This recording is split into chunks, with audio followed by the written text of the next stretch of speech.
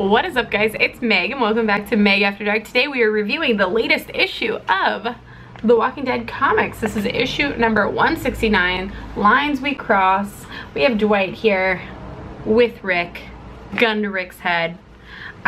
This review is very late. I know it has been out like 2 weeks and I just have been so busy and I kept forgetting to get it. I'm usually a lot better about getting it, but I just didn't. I really liked this issue. For one, we have Negan off on his own now. He's finally been sent away. What? We know that the story is not over there. Gotta just talk about this and get this out of the way so I can talk about other things. We have this Maggie and Dante non-relationship thing going on here, and we know that Dante has feelings for Maggie, but Maggie has shut him down every single time. She still is in love with Glenn, obviously, which we actually saw a brief mention of Glenn here in this comic issue as well. But she's still, I don't even think that she realizes she's doing it, but she uses Dante a lot. And I think she knows that he is so loyal to her and also that he likes her, that he would do anything for her. And there's this moment at the very end here where everyone's kind of going out on their separate ways here, and Negan's been sent away. We have the group going to meet Eugene's lady in Ohio, which is probably the princess from that future cover that we saw. And we have Maggie here, who is headed back to the hilltop to rebuild. And this right here, this is what I'm talking about, where she basically says, Dante, if you hurry, you can catch up with Negan. I want you to follow him and see where he settles down. So pretty much, Dante, go out there alone, follow Negan, who I don't trust and who has killed my husband, who has murdered people. Go out there and watch him for me, because I know you will, because you'll do anything for me. And then she goes, I won't lose track of that monster. And she's angry, but look at the look on his face. Now, I have to commend the artist here for this panel, because the look on Dante's face, because it's kind of hard to portray emotions, I think, sometimes in a comic, because there's only so many ways that you can draw. You know, he's not talking, you don't see like a real human's facial expressions here, so it's kind of hard to portray some kinds of emotions here. But he's looking at her kind of like he's gonna do it, but he wishes that she wasn't asking this of him, and also she wishes, you know, I can't even explain it. I don't have words to explain it. I'm trying, you guys. I don't know how to explain it. The look on his face makes me think that he knows that he's being used by her, okay, and yet he's gonna probably do it anyways, and he doesn't want to, and he wishes that things were different. You know, you just get the sense of that here. And Maggie's so focused, so one-track mind on Negan, and Negan needs to die and he can't be left alone, and he's a monster and he killed my husband, and she still hasn't gotten over it, which I'm not saying I expect her to. I'm just saying I think Dante knows in that moment that it's probably never gonna happen for him. And you know, when you're in love with someone, I don't know if y'all ever had like a crush on someone, or you were in love with someone who wasn't in love with you back, or who didn't have a crush on you back. That probably happened to you in high school at some point, or junior high.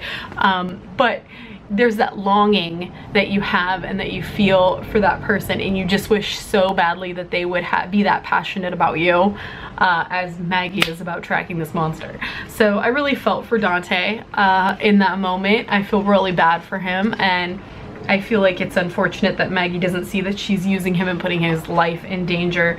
But I think it gives us an in so that we can get to see where Negan's going and what he's gonna be doing, because now he's all by himself, and I'm a little bit sad about that, because I'm kind of hoping that they'll do like a single issue on just Negan and where he's going, or at least dedicate a few panels to it.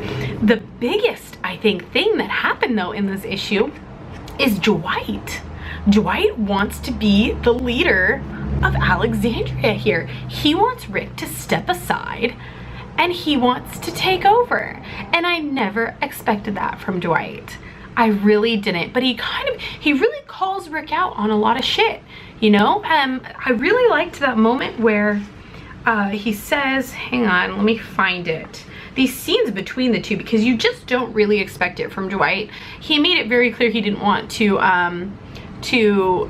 he made it very clear that he never wanted to lead the Saviors, but now all of a sudden he's wanting to lead the Alexandrians here, and he explains why as well. But Rick says, explain the change of heart to me. He says, I didn't want to lead the Saviors because I saw what was boiling there, the rage and hatred. I didn't want to be a part of it. Now I see that the cause of that hatred is you, Rick. So, I mean, Dwight has kind of seen all sides of it too, because he was on Negan's side for a while, and then when Negan was gone, he was on the Savior's side. So he's seen how Rick's choices have affected them. And now he's on Rick's side and seeing it from the Alexandrians' point of view, potentially, and he just doesn't agree with it. And he also says, your actions have consequences for us all, and yet here you are just acting impulsively, confident that what you're doing is right, because you're just sure it's the right thing to do, no matter what it is, because you're the one doing it. And isn't that true? I mean, boy. You know, when he puts it like that, I'm kind of thinking, yeah, you're kind of right here. Rick sure as hell does not appreciate that, though. Rick, this right here, Rick's face, I have a rage boiling in me. He says, don't give me a reason to let it out, Dwight. Damn, like, Rick, it don't matter if he's half crippled anymore. He is gonna beat the shit out of you, Dwight, if you try and take over. This is not the last we're going to hear of this. It's not, and it makes you wonder, Rick's time, is it coming to an end here? Will he die soon? Because you always sort of follow these comics thinking Rick is invincible. He isn't going to die, and yet here we are at issue 169, and we're talking about a big leadership change here. And I don't think Dwight's gonna let this go that easy. And I find it very interesting and exciting, quite frankly, because you're kind of wondering, like, where is the next conflict going to come from? And it might just come from someone on Rick's side here.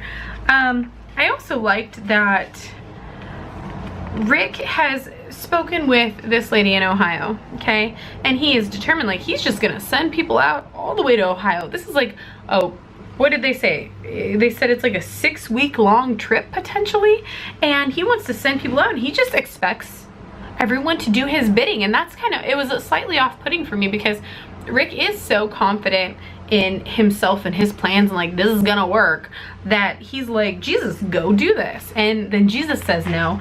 And so he's like, oh, Aaron will do it for me. And then she's just like, no, Aaron's not gonna do it for you either. So he goes to Dwight and he's like, I need you to do something for me. Like, not even really a question.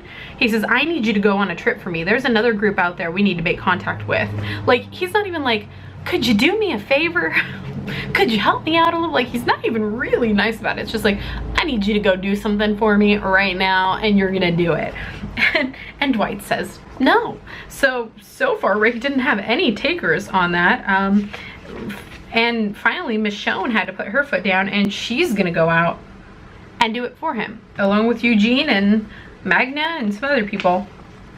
We have Carl going back to the hilltop, wants to live his own life, can't really be in the house where Andrea died, which is understandable. I like that he's going back. I'm happy that Maggie has help at the hilltop, and I'm happy that the hilltop is not like gone for good. I was a little bit worried with the fire and everything that they might try and stay in Alexandria or something. So I'm glad that that is not the case, that they are going to go back to the hilltop and rebuild. Also, I want to touch base real quickly at the beginning of the issue when Carl talks about Ben and Billy. Now, we have not really heard about them in a very long time, and we certainly have not heard about Carl killing them, or not killing them, killing, who was it? Which one was it that he killed? Billy? Ben? Fuck, I don't remember. Which one was it? Ben. No, Billy. No, Ben. Ben. We have not heard mention of this since Carl killed Ben, okay? So I had even forgotten that he was the one who had done it. I literally, when he was reading this here, I was like, oh yeah, that did happen.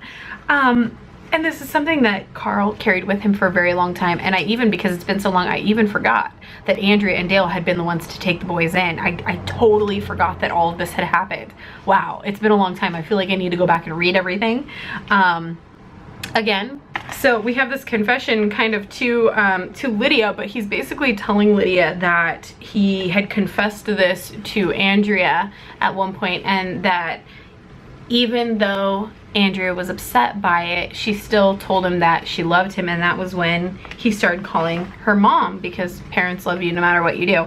I thought that was a really beautiful moment, because they never did explain at all why Carl suddenly started calling Andrea mom. Carl was pretty old.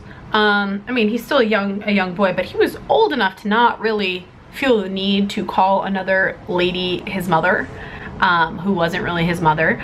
It wasn't like he was a tiny little kid that was like, oh, you know, I need a new mommy. They never really explained why he started doing that, and so I really appreciated that in this moment after her death, he really explained that out loud. So all in all, I really liked this issue. I thought it was great. I'm interested to see where everything is going from here. Like, there are a lot of storylines opening up. We have Ohio, we have Dwight, we have Negan out on his own, we have rebuilding the hilltop. It's pretty amazing so far. But that is it for this review. Let me know what you guys thought of this issue. I know this is late. My camera battery is about to die and the sun's going down, so I look really blue here. Let me know your favorite part about this issue, and I will see you guys next time. I hope you have a fantastic day. Bye.